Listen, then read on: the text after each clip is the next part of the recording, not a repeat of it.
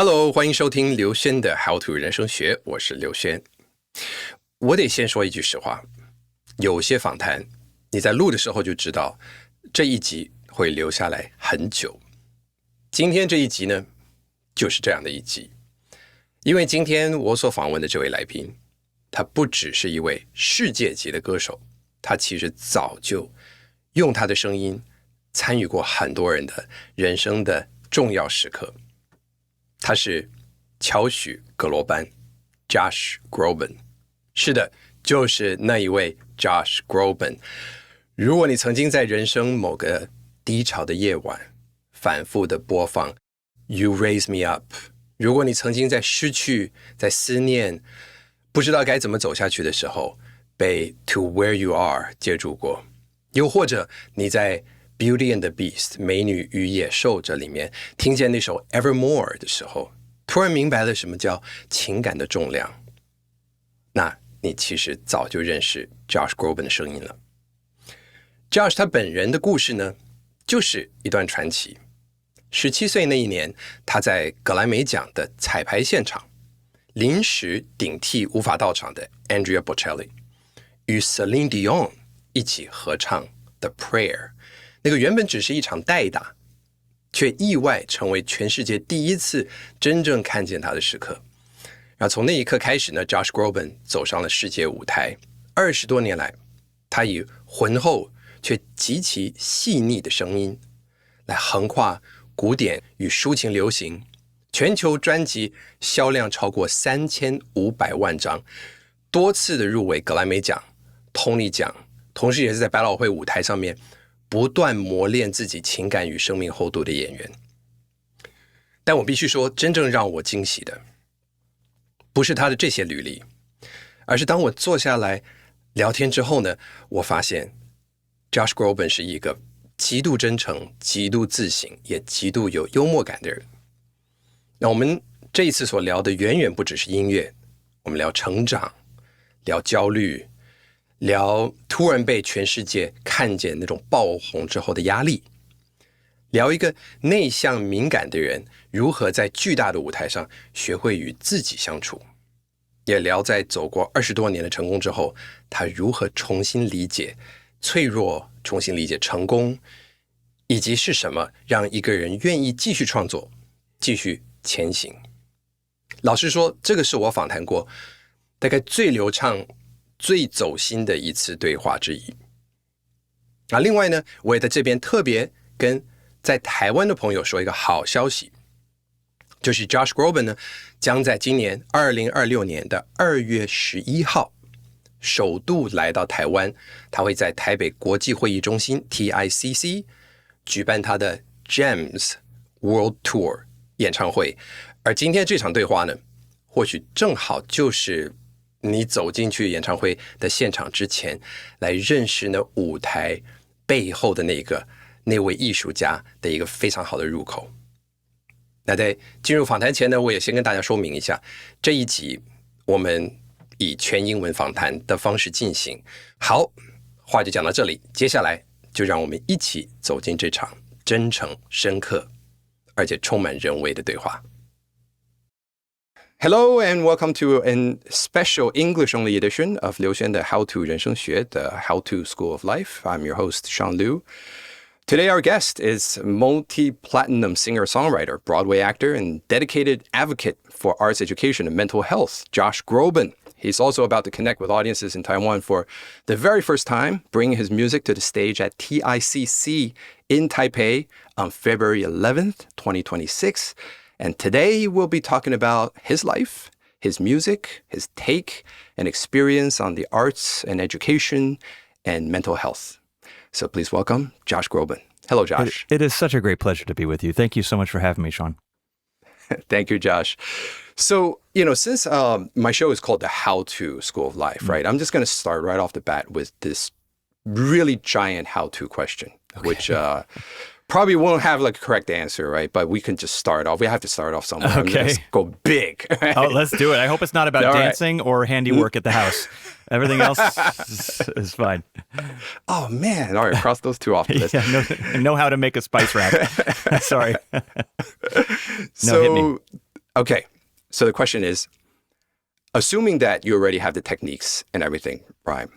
How to make yourself a great singer? Assuming you already have the technique. Yeah, the technique.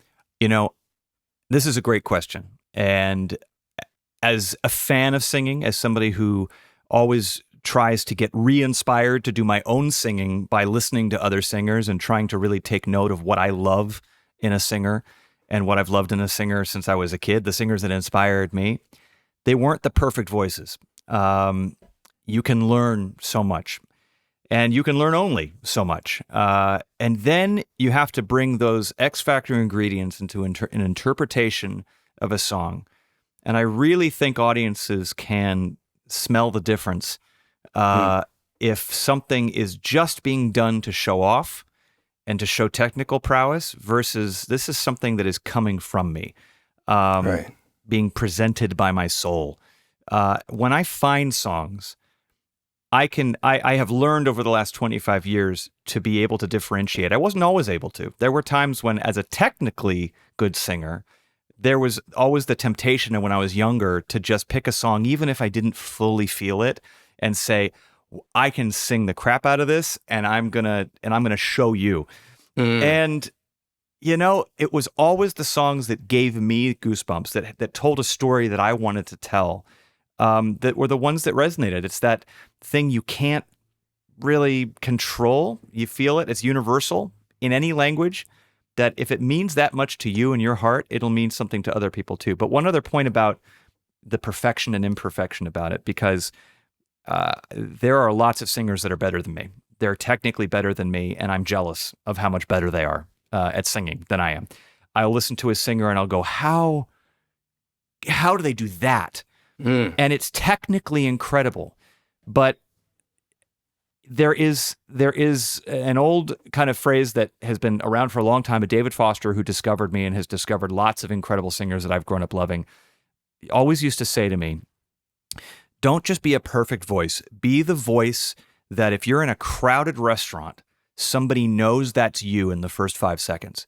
Don't be a perfect voice, be a unique voice. And so when I talk to young students who are absolutely stressing about, oh, I'm not hitting the note, or I need to do my scales, and they're just doing scales over and over and over, and they're taking a song and they're on the page like this. I got to do this note, and then I got, and I just kind of say to them, put all that away. Just tell the story, sing the lyrics, sing the words, find a way for the song to mean something to you, and just do that. If you've already got the technique, forget the technique. It'll be there when you need it. So I really identify with this because I'm a student of classical music, and like a lot of Asian, kids grew up learning an instrument. So my instrument was piano. What a gift, yeah. And I really loved it. I wasn't bad at it, and so I ended up, playing the Liszt and Rachmaninoff, right? Some of the harder pieces, and those, there was a period of time when you really wanted to play those really hard pieces because you could show off, right? And I remember right after my last recital, it was like solo recital, and I walked off the stage, and my piano teacher, Mr. Leonard Eisner, he taught at Juilliard, and he came up to me. He was like, "Yeah, it was well done." And I said, "Well, how about that piece?" And I played this Chopin Etude that was really it was very lyrical in places. And he says, that one, you did well. It was an etude, right? So you played all the notes well. He says, but in order to play that really well, I think you need to have your heart broken a few more times. Yeah. Yep. And, I was still in high school. Yeah, I was still in high school. God bless that man. Unfortunately, he passed away right after I graduated high school, and I did not continue with classical piano. I ended up becoming a DJ, and I spun records for 25 years. There you go. But still, I think about a lot of times about the imperfection, and the perfection, about the soul, right? And what you say, like putting your soul into the music, and people can smell the difference, right? So thinking back to earlier in your career, because to prepare for this interview, I listened to whole discography, and I could hear like a really distinct right, stylistic or even, the delivery difference between your earlier work and the work you have now. Yeah. Right. And I would say that, of course, you have a younger voice. Yeah. So the vocal quality is different. Yeah. How would you describe yourself, the difference? Yeah. And I also resonated very much to what your incredible teacher, may he rest in peace, told you, because I often talk about how much I like singing my songs from way back then, now, way more than I enjoyed singing them then, because I hadn't had my heart broken a few times either. I was singing these songs about great loss, great love, all of the themes of these great classical composers, and they were the same for me in this pop category. But they were grand. They were grand emotions, very similar to what Liszt and Rachmaninoff and so on, would write about. And I was approximating. Here's me singing this song with technical prowess, I think, and I've got a youngness and a freshness, and I'm out there and I'm singing to an audience that's a little bit older, so they have had these experiences. But at the end of the day, I was acting. I was trying to approximate what that must feel like. And I did an okay job. We sold a lot of records. But going back and listening to that catalog and reimagining and re-singing them today with a laundry list of times where I've had my heart broken, I've broken hearts, I've been in love, I've lost, I've grieved. I've lifed, and lived would be the appropriate way of saying that, but you know what I mean. No, yeah. But you can live, but have you lifed? Yes. And so I think that because I can be an overthinker and because I can also be extraordinarily self-critical, I tend to, on my worst days, get very wrapped up in the technical and get very wrapped up in being my own audience. Of, am I hitting what I need to hit? Am I doing what I need to do? Am I doing what my teachers taught me in a way that would make them proud and make me satisfied? And none of that stuff has anything to do with, am I connecting with the people sitting right over there? And so when I get my most wound up, when I get my most up my own you-know-what, I need to remind myself that even if I crack, even if something's a little off pitch, even if that it is so much more important to find that connection again than it is to be perfect. Because I had a director once on Broadway that said, A, great thing, I want to get it tattooed on my arm. Perfect is for assholes.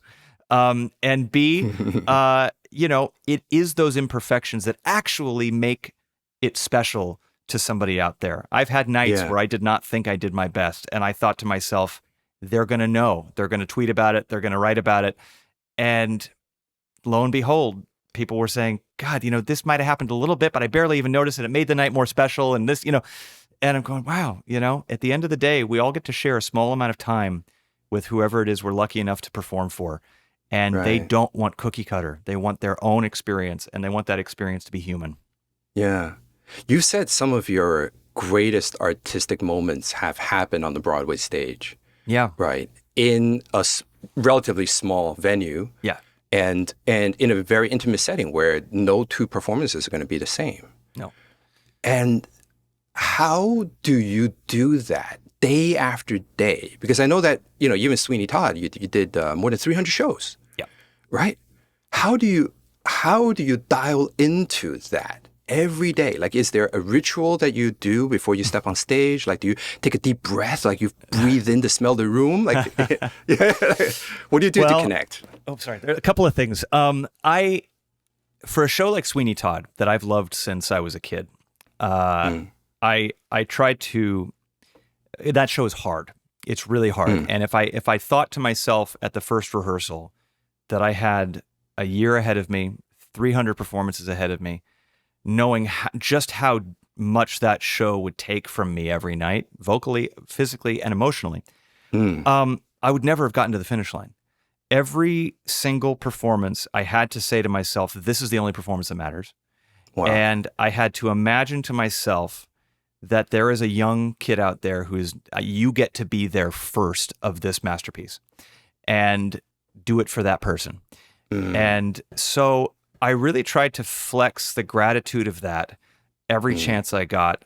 And I had a really kind of cool way of entering the stage, which is that I was down in the pit of the stage waiting for this lift to bring me up in the fog in the opening number. And the opening number, for anybody who knows Sweeney Todd, is this choral extravaganza. It's giving me chills just thinking about it. And so as Sweeney, it's very hard to get into character backstage at a crowded, stuffy, chaotic Broadway theater. You don't have any space for yourself. You don't have any time to get into the method and you can't be Sweeney off stage because your cast would hate you. You have to be, and also it's not good for your heart. Like, you have to be lighthearted. You have to love your cast. Hey guys, have a great show. So I was lucky that to be able to have that time in the bowels of the theater, listening to that choral arrangement in quiet, pacing back and forth.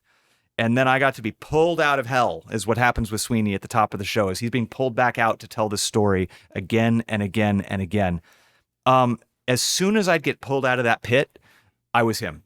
It was like, it was a physical thing. I'd have two, Jonathan and Nicholas Christopher, these big brothers, they're very strong. And so when they would grab my arms, no matter how I'm laying there on this pad, and they would grab my arms and they would pull me out, and it was like being shot out of a cannon with this music. And for the next 3 hours, I was that guy. And then the best advice I had was from previous Sweeneys, which is that wash it off with the makeup. Do not take this stuff home with you, because, I'm not an angry person. I'm non-confrontational, as a human being. And so to be a character that was the opposite of that was vengeful, that was furious, that was rage-filled, so victimized, and ultimately so confrontational about that rage. To get to that place on stage, you got to tap into some stuff that is the character, and then you got to tap into some stuff that is you. That's acting. You got to find you in that person, even if it's a really bad person. And so there were times where I would just take walks home from the theater, 52 blocks, just to kind of flush it out, take a walk down the river home. Because when I got home, I wanted to order takeout and watch South Park with my girlfriend, and I didn't want to. I didn't want to have any of that coming through the door. Right. But your question was about the repetition of it, and truly, if you love the piece, I'm one of those people that get such great joy in being a vessel for that piece, and if it's 300 times, I love sharing it with people. I never get tired of sharing it. I feel that way about songs I've done for 25 years in my own catalog. A song like You Raise Me Up, I've sung more times than I will ever sing Sweeney Todd. And when everybody gets their lights out and they put their hands up and I feel like for this moment, the chaos of the world is so far away from everybody's brains, and they're singing along. I think this is the closest thing to church I can ever have, which is that like we are all sharing this together. It never gets old. Yeah. So now more than ever, when we're feeling detached and we're feeling in our phones and we're feeling the news is telling us about how scared we need to be every day, how fearful we need to be of not only things, but each other. Every time I get a chance to be on a stage, whether it's in a musical production or in my own concerts, it is the greatest privilege I could possibly have. And I don't get tired of it. I really don't. Off stage, I am tired, but I don't get tired of it. Amen. I think just when you are in that moment and when you're singing something like You Lift Me Up, and I could just imagine for every point of light that you see out there, I mean, that's someone's life. Yeah. And that song, your song, happened at some point in their life. Yes. And it played a role, and it told a story, and it'll be different stories. So it'll be 10,000, 20,000 different stories. Totally. That's right. In there. And, I can barely imagine what that is like to be the hub, so to speak, right? As a spiritual hub for all of that, because of something that you wrote, because of something that you created. It is, I know how that has meant to me with songs that I've resonated with artists that I've grown up listening to, that are the soundtracks to my life. Every time I hang out with my friend Ben Folds, he's an incredible artist, great pianist, great songwriter. My freshman year in college, that the autobiography of Reinhold Meisner, his album was my soundtrack. His album represented the soul of a freshman confused, leaving one coast for another, recently broken up with, the record industry starting to knock, but not wondering whether I should do that or do something else. His music was my soundtrack. And I get to know now the guy who's just my friend. But every time I meet him, I try to, tell him just how much that saved me during those times. And so for any of us that are lucky enough to do this job, we can all get very much in our own bubble. It's lonely. You're in your dressing room, you're in your bus, you're even on stage. You're connecting, but there's a distance between you and everybody. There's cheers, and then there's you. And unless you go out there and shake every hand, sometimes even that can feel a little lonely. Whenever I get to hear those stories about what kind of soundtrack my music has been to their lives, it just reminds me again and again and again and again why it's so special, why I love it, and so it's very lucky. Let's talk a little bit about loneliness, because you just mentioned that feeling. You can be on a stage in front of tens of thousands of people, and you say still there will be a kind of loneliness in there.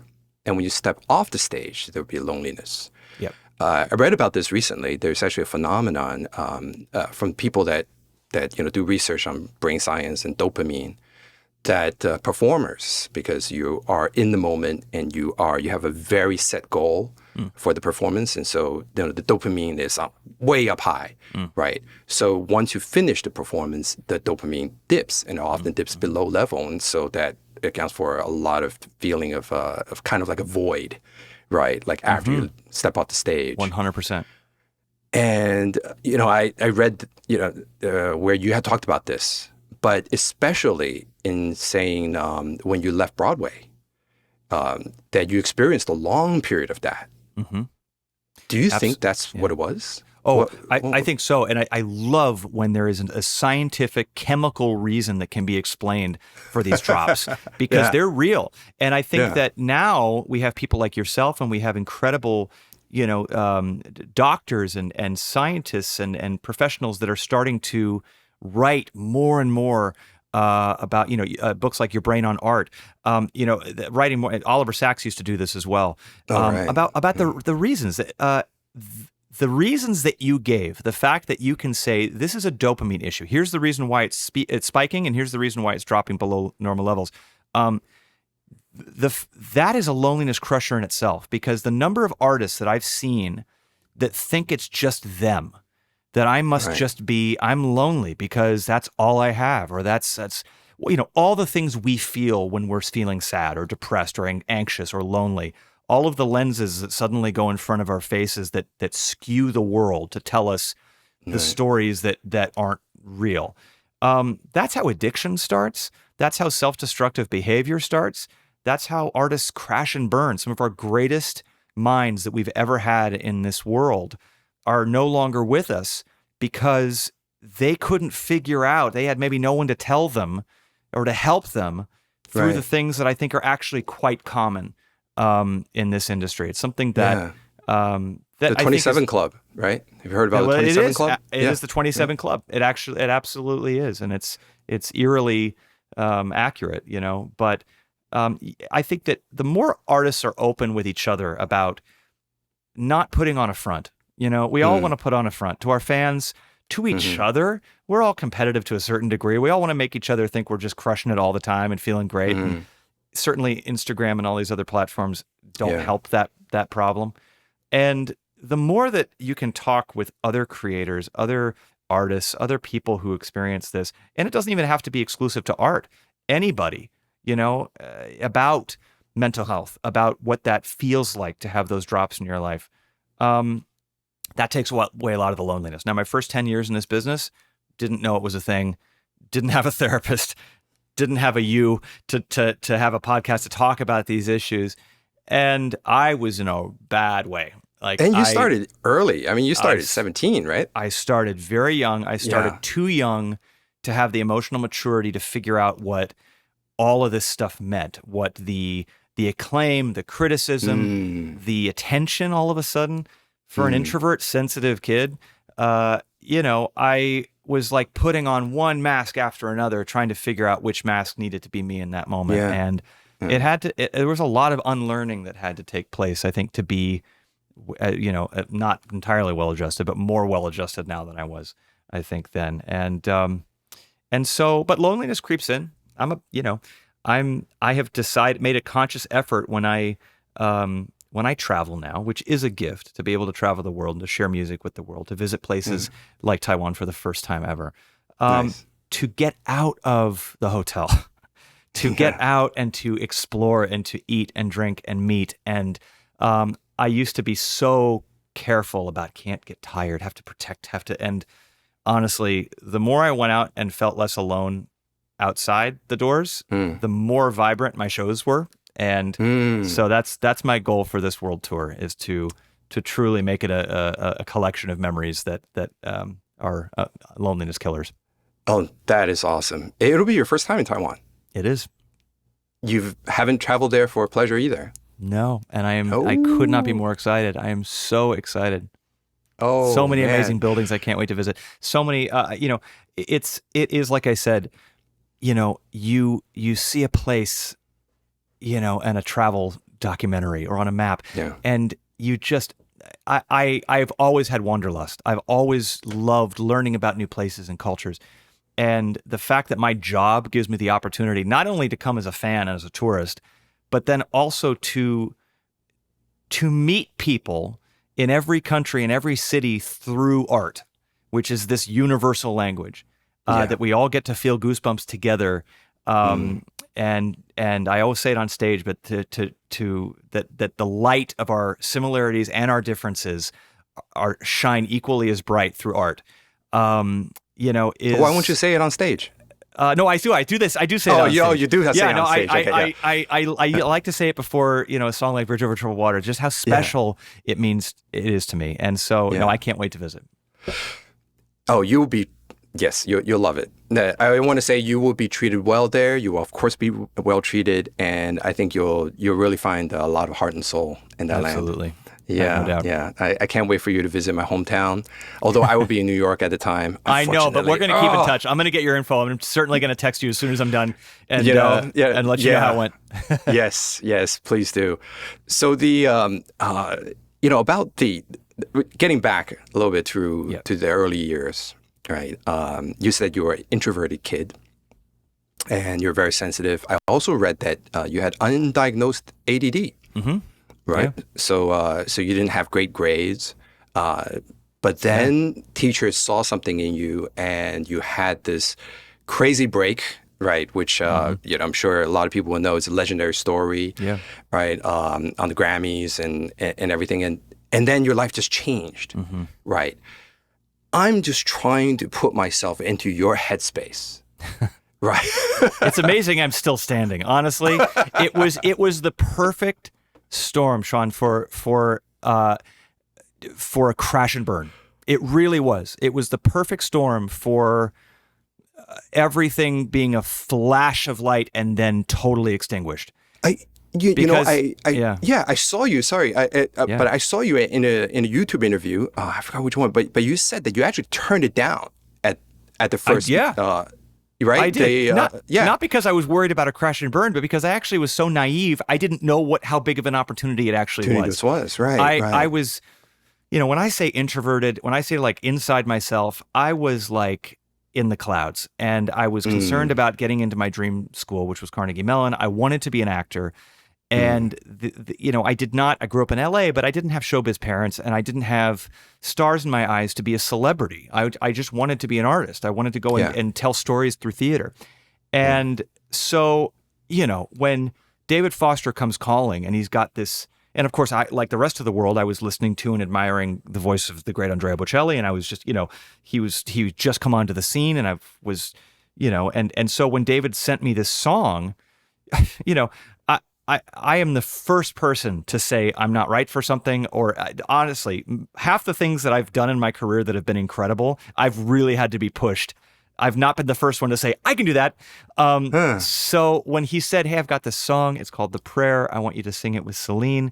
Andrea Bocelli can't make it for rehearsal. And I'm going, I'm thinking, wrong guy. I'm so stupid. And he said that. He called me back and he said, what are you smoking? Like, no, get here at 3:00.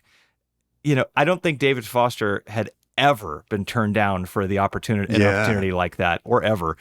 But that's just kind of how, just green I was. And I think it was good ultimately, and I've talked about it, that I didn't know. I think it was good that I actually didn't know what a make or break that was for me. I didn't know anybody was watching me, clocking me. I didn't know any of that. I just thought, 17-year-old me, 16-year-old me, I've got a job to do. All right, well, David needs me to sing this thing, and I'm a baritone, not a tenor, but I'm gonna put on my tight pants and give it my best. And and so looking at it that day as just something I needed to do as well as possible because I was being depended on, and then back to school, was honestly the healthiest I could have viewed that day, because I did. I crushed it. I don't mind looking back 28 years and saying that kid crushed it. And the reason was because I wasn't looking at it as far as what it could mean for all the dominoes in my future. Yeah. And honestly, 25 years later, now knowing how every little thing can mean something big, I have to, people sometimes ask me, what would you tell that kid today? And I honestly, half the time I say, I actually need that kid to tell adult me some advice, because that kid had it right, Yeah. When I'm doing something that feels almost too big for any nerves to be able to handle, I have to go back to that kid. You have a job to do. It doesn't mean that there's no dominoes in front of you. You have one domino, and this is it. Yeah. And I think there's a lot of analogies to sports. When I watch sports and I see somebody at the plate, and I'm going, they're not thinking about their stats for the future. They're not thinking about Hall of Fame. They're not thinking about the World Series. They're thinking about that pitch. I think that when you see players get into trouble, it's because they're thinking about the dominoes. Right. They're overthinking. It's overthinking. They're overthinking. And the thing that sucks about that is you overthink because you care. You care so much, and you don't want to not care. So you have to kind of psych yourself out to say you care so much, you have to pretend you don't care, because that is the way that you're going to, and everybody's maze is different. But my maze is you have to let all of that stuff go. And to let it go, you almost have to, and when I say don't care, it means you don't care about the result. You care about what you're bringing with your whole heart, but you can't care about what it's going to mean after you're done. That's not up to you. And that's the thing that I had at 17, that once you experience a bar that's raised, once you experience success and failure, you think so much about the result of what you're doing. Yeah. And you can't think about it. It's totally out of your control. That's easier said than done. Do you think you're a perfectionist?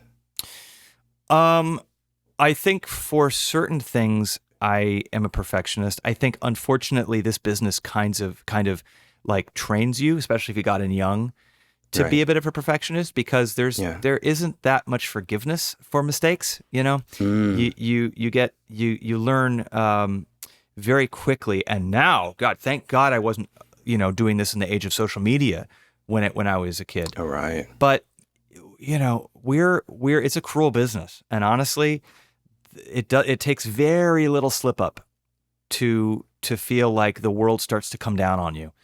And so I wasn't a perfectionist. I then became a perfectionist, and I am now kind of a recovering perfectionist. Where I've had to go through the journey of hanging on way too tightly to now realizing again in my wise old age of 44 that there is actually something magic to be had from letting go of that. Yeah. Yeah. The image I have in my head is of like this long hallway with this door that you didn't know back then, but you opened up that little door, and then in front of you just saw this huge expanse. And so for a while, you were looking at this like, oh my God, what did I get myself into? Mm-hmm. And you had to meet every challenge, and every challenge being bigger and bigger. I'm just reading your Wikipedia about all the different events and huge international celebrations and these big like opening ceremonies. Yep. And to be standing there as a young man, right? That, I mean, what was that feeling? I would say that feeling is... There is something, I mean, call it the zone, call it whatever you want. I make a lot of sports analogies. I love sports, but when I look at somebody at the free throw line or at home plate when they've got everything is on the line, I imagine that it feels very similar to how it feels at the mic in those situations, which is that everything is blah, and then it goes like that. And you can see like a pinpoint of light of your objective, and time slows down a little bit, and mercifully, the chaos of what it means, what it might mean, who's out there, who's watching, who's judging, in that brief moment of time where you have to do the thing you have to do, it's a lucky thing that, and you can train it, and I've had to get way better at it, because there are times, again, ADD, where sometimes this goes back to this, and then goes back to this, and then goes back to this. To train it to really, once that little pinpoint of light finds you in those moments, that zone, how to maintain it to the very last note. And then you finish, and then and then it becomes wide again. And then you can let that in. My biggest challenge sometimes is that I stay in the pinpoint and I don't let that in. Yeah. I sometimes go back to the dressing room and I'm still, right, okay, well, what's tomorrow? You know, and I sometimes have a hard time then letting in the energy of what it is I've just done. So, you know, but it is a zone. It really is all the cliches of, in those moments, you let the time become simplified and you just focus on, and only then can you really just like decide you're in charge. I also noticed as I got older that my nerves had to do a lot with not having the reins yet. You pace backstage, anything could happen out there. Oh my God, you rehearsed at home, you sound great in your shower, but out there, anything can happen. Well, not really. Anything can't happen. You do have control. You are in charge of your own creative destiny. What are you going to do? Are you going to sing from the heart? Check. Are you going to be free and open with your breath? Check. And are you going to choose joy? This was a big one for me, because the challenge of what I would have to do sometimes would overweigh the joy. It was such a big deal and so important that I was doing all the things I needed to check the list, but I wasn't taking any time internally to actually enjoy it myself. And that is an enormous ingredient to having an audience enjoy you, is to choose to enjoy it yourself. So in that pinpoint, when I also take time when time is slowing down to say, and also, Josh, while you're doing this, try loving it. Try loving it. Sing that note like you love it and love it. And that helps a lot, honestly. It really does. And that takes all the cobwebs and all the nerves that you had backstage, and it kind of kicks their ass a little bit. How to find the joy? Yeah. Well, there's a lot of noise to get through sometimes to get back to it. We all start with joy. We don't get into whatever it is we get into without the joy of doing it, because it would be too hard otherwise. We would lose our concentration for it. That's why sometimes we have hobbies that last 2 months, because the joy runs out, and it honestly doesn't matter that much to us that we want to continue, knitting. But for our professions, for the things that, you DJing for 25 years, me getting into this business, I'm now celebrating my 25th year in this business. We go through ebbs and flows of true self-joy, because there are a lot of joy killers along the way. There's cynicism, there's pressure, there's criticism, there's comparison, there's ego, there's all these things that happen to us that actually take us as far away from where the light is as can be, and they all feel really necessary. Once you hit a certain place, you're like, I got to juggle all these things because they're important. And everything around you tells you that's important. Label tells you that's important. Management tells you that's important. All of the charts and data takes you over here where the light isn't.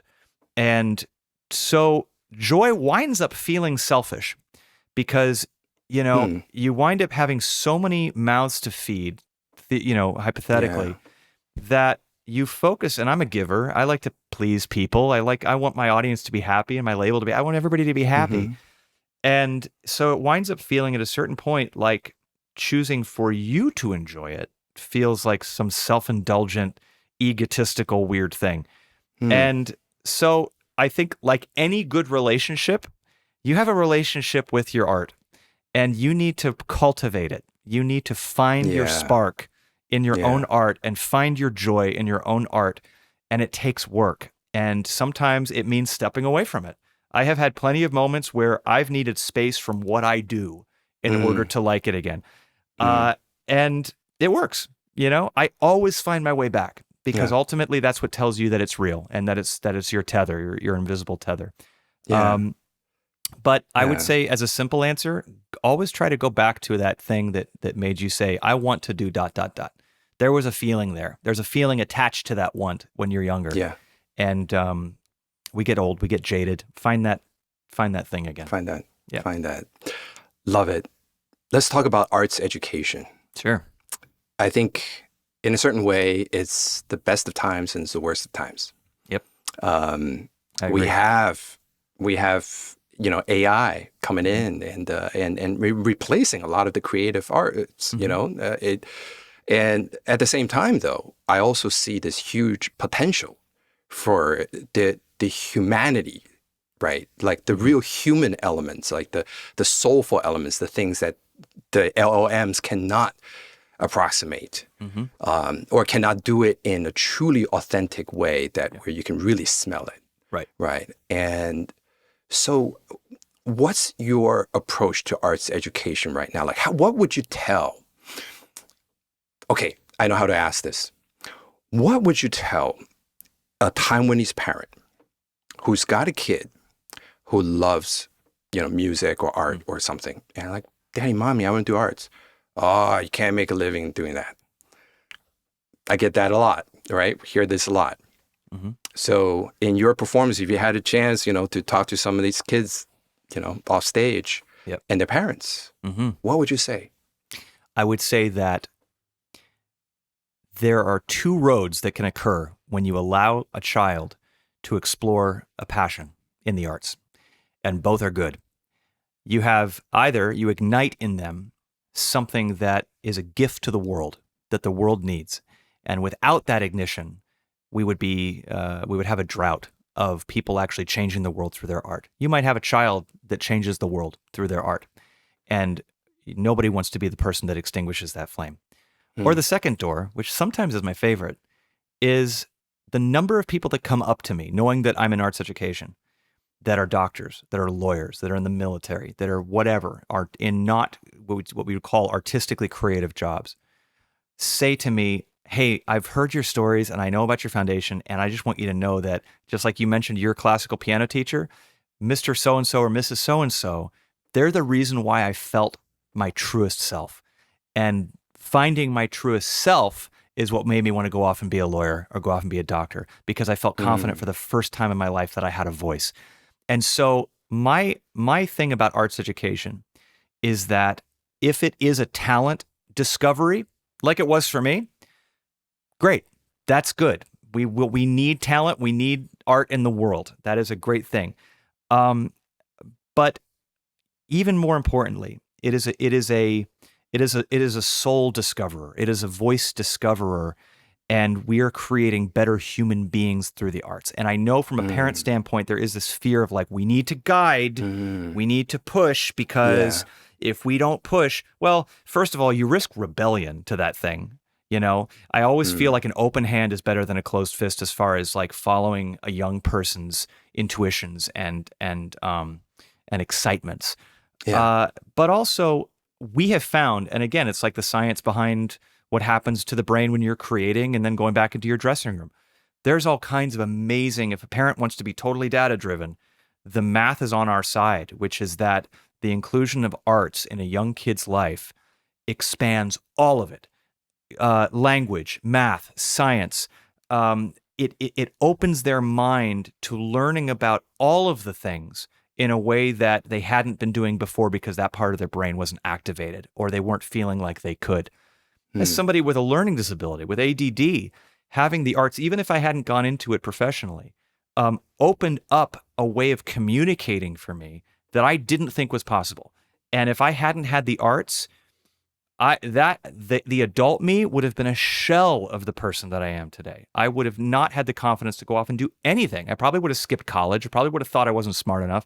I probably wouldn't have gone on to any trade because I would have just thought, well, this is you. You're the kid in the back of the class. And when we've found programs where the inclusion of arts education has actually taken those back row kids and we check in and I'll see who they are. I walk into a class and I'll say, "You're me, kid." I won't say it to them, but I'll know inside. Yeah. Watch this one. Watch what happens even to the kid that has behavioral problems, who's lashing out, who's getting sent home for fights even. Yeah. I always try to check in on how is so-and-so doing? How are they doing? And I'm telling you, 99.9% of the time, they're in the front of the class now. They're raising their hands now. Everybody has to say anybody in the class other than that person. Having a paintbrush, an instrument, a play, a song, that was the key to unlock that they can when they've been told their whole lives they can't. And so it goes beyond just art. It is about building up and lifting up. And so be not afraid, parents. Trust me. That's only good. It's only good. The popular saying right now is, birthing a kid is easy. Raising a kid is hard. Of course. Right? That's why people are having fewer children. I know quite a few women who would say birthing a kid is not easy either. Yeah, but, I know. Me too. Me too. My sister-in-law there's a lot of people who would be like, easy for you to say. But I hear you. No, you're right. But, I think a lot of parents right now, they because kids are being forced to, think about college like way earlier than we ever did, right? The whole landscape seems have a lot more options, but at the same time seems much more competitive. You have to know what you're doing way earlier. Yeah. And now for a kid to say like, okay, I'm going to do something creative or I'm going to excel or master an instrument. That takes time. Yeah. Right. That takes some dedication. Yeah. And how do you know that sunken cost is not going to just become a cost, right? So what are you going to say to the kid who is trying to get better at something, but then plateaus and then starts losing momentum? And now, now we open up IG, we got all these reels and you can play Fortnite. You have all sorts of ways to distract yourself. Oh yeah, the distraction is real. Yeah. Pursuing your art or even that joy, that thing that gives you joy. Yeah. And a lot of kids hit that plateau and then they hit the plateau. Yeah. So what do you do or how can you encourage them? Well, look, take it from me. The amount of time I play Call of Duty when I should be doing writing and vocal warm-ups. Really? It doesn't, listen. It's hard truly, for me to listen to your albums now. And like I am on my PlayStation more times than I shouldn't, and I'm going to be doing a big world tour, and I am distracted by video games a lot. So look, there's a time and place, and sometimes we need the distractions to decompress. But I do think that there is a distracted culture of there's a culture of distraction that is happening now with our young people that is unlike anything that we've ever seen before in the history of the world. Right. Every teacher is competing with a screen now. I actually think it's really good when teachers kind of say no phones in the classroom, not because we're trying to stifle or we're trying to over control, but I actually think it's a blessing for them and they don't even know it to not have that. When I leave my phone at home and go to the movies or go out to dinner with a friend, I get that I get twitchy that I don't have it. And then once that passes, I'm like, I'm free. But the plateau is interesting because, there's a couple of thoughts about it. One is sometimes that's a sign you need to just take a breath from it and come back to it. I would say if you keep feeling like you're hitting your head against a wall, you're not going to get anywhere. I might, this is not a great analogy, but if I'm having a hard time with a crossword puzzle, Sometimes I'll leave it till morning, and the thing that I couldn't figure out for the life of me, all of a sudden I'll open it up after breakfast and I'll go, yeah, of course that's Antarctica. Duh. Why didn't I think, It's right there. It's right there. So I actually think we learn a lot in the space between learning. Yeah. There is this crazy thing that happens when we close the textbook, put the instrument away, and do something that is totally not that. I wasn't thinking of that crossword answer for the 12 hours between it. I was thinking about other things. Our brains do really well when we put it away and come back to it. And so I would say to anybody that feels like they've hit a plateau, trust me, you haven't.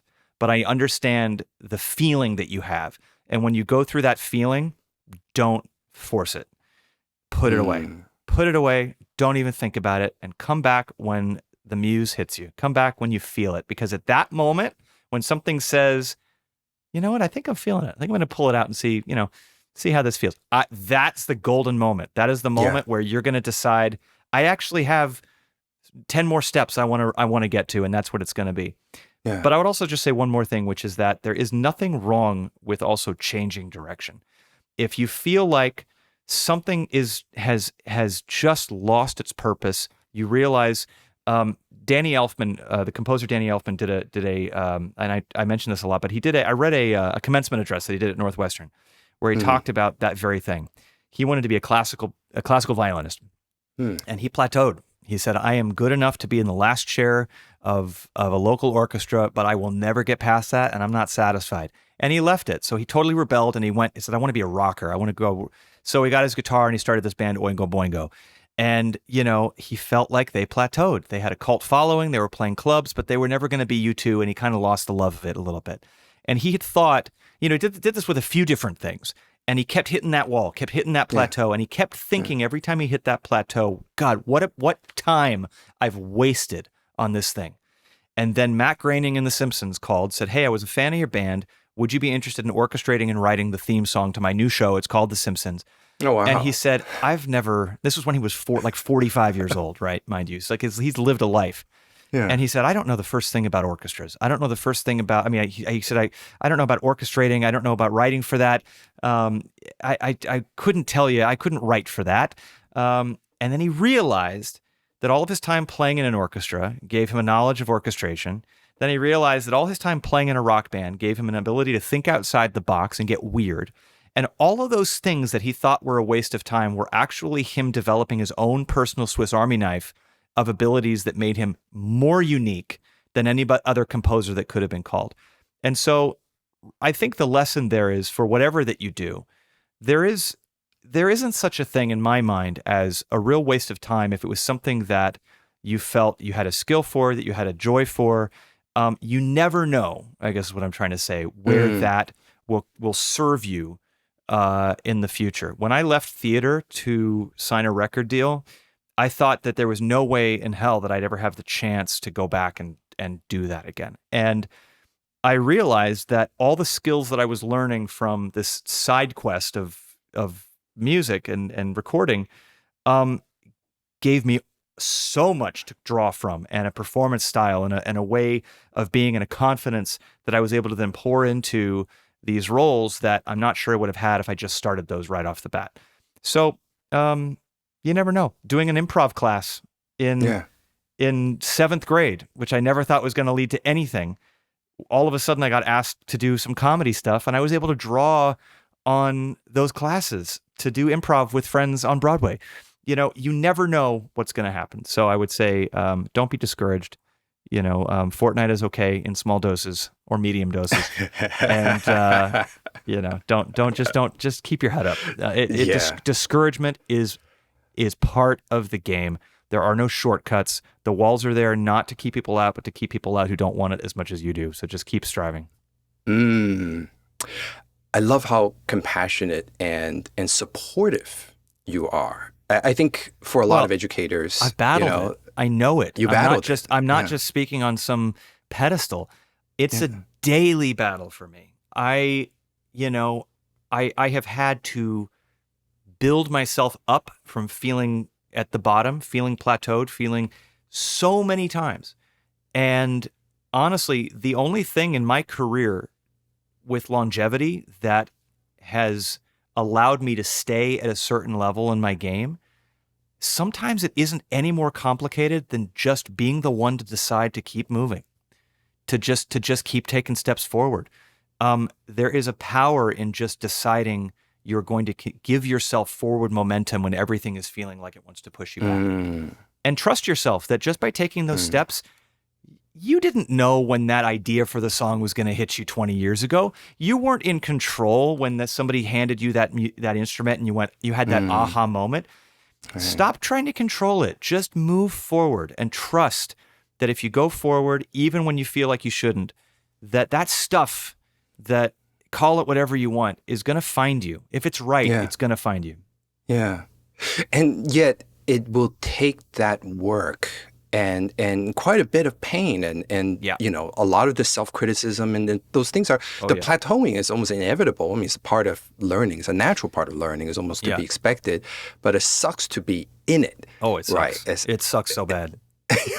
Absolutely it does. It's not fun because as artists, our whole lifeblood is inspiration. Is, you know, it's too hard otherwise. You know, it takes so much out of you and so much sacrifice and commitment that if you're not getting the reward of like pleasing yourself with it, feeling like, oh, that's a great melody, or oh, I really nailed it on that song, or more importantly, pleasing your audience. If you feel like you're in a place where you're just in a rut, every demon in your mind is telling you, pack it up. There's no need to do this. I'll tell you, so many times I've had that feeling. Pack it up, Josh. You're not finding it. You've got nothing left to give. And honestly, it's those moments and pushing through those moments were the best, most rewarding things that I've ever done have been on the other side of those moments.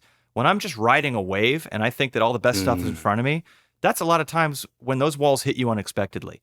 If you've hit a wall, it sucks to be in it, but the good news is you're at the point right at that moment where the good stuff is on the other side. And so that's just what I hold on to when I'm feeling that way. Wow.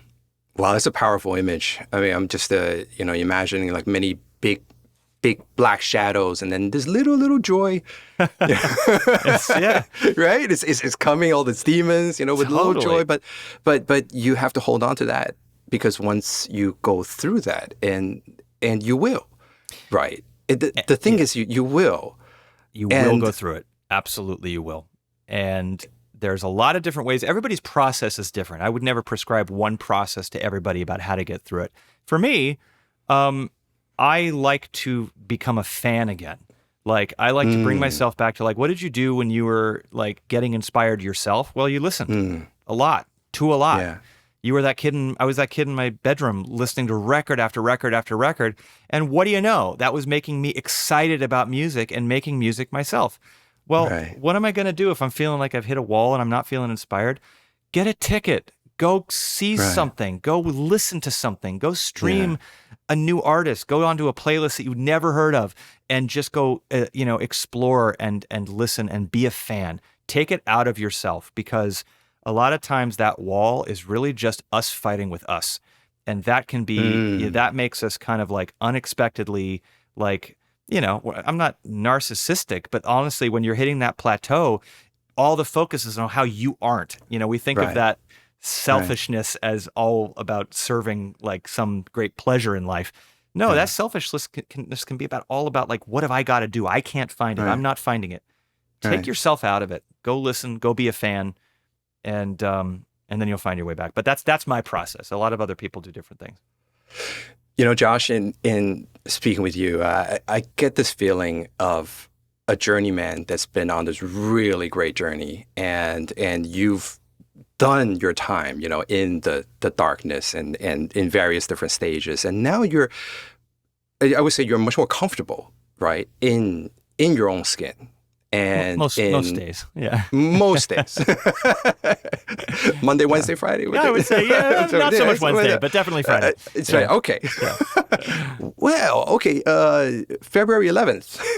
Well, what does that fall? Well, no. On stage, I'm feeling my best self. You're right. Let me tell you, no matter where I am, when I'm on stage, I'm giving my all. Somebody asked me on Broadway when I was nominated for a Tony, what are the best days to come see your show? And it's so funny. Everybody else that I was being in the round table with was like, oh, I really don't like Saturdays because I'm tired. Oh, I hate hate Wednesdays. And I'm just going like, God, what are you, stupid? Every day is great. Come on, every day you want to come to the show. Yeah. So how do you want people, or what do you hope to bring to our audience in Taiwan? Well, your first time there. First and foremost, with every bit of humility and gratitude and love, it gives me such joy to introduce myself to Taiwan musically for the first time in person. Now, there might be fans that have listened to me for a long time, but to be able to be eye to eye with fans that have been with me on this journey, that maybe their soundtrack of my music started 25 years ago, maybe it starts on that night, but it is the privilege of all privileges to be able to say hello and nice to meet you.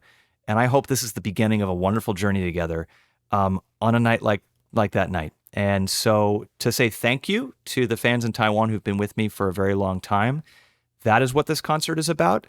And to say hello and welcome to anybody who's been dragged along by their spouse, that is also my goal.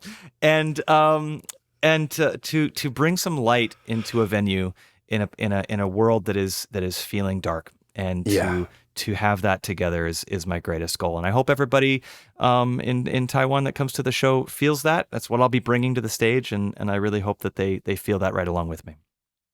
Amen. I mean, I'm imagining, as my daughter is a great fan of yours, and when she knew that I was interviewing you, she was like, "Oh, freak out!" Oh, thanks. And she's 15, and just to think that as a 15-year-old, and I remember earlier in our conversation, you were saying that when you sing, you're thinking that to someone in the audience, that might be their first time, hearing this great work, or that might be the first time in which you ignited something in them where they said, I want to be a singer, or I want to be on that stage someday, right? And that kind of feeling, I mean, it took 44 years, and now, it's very different from when you were a 17-year-old.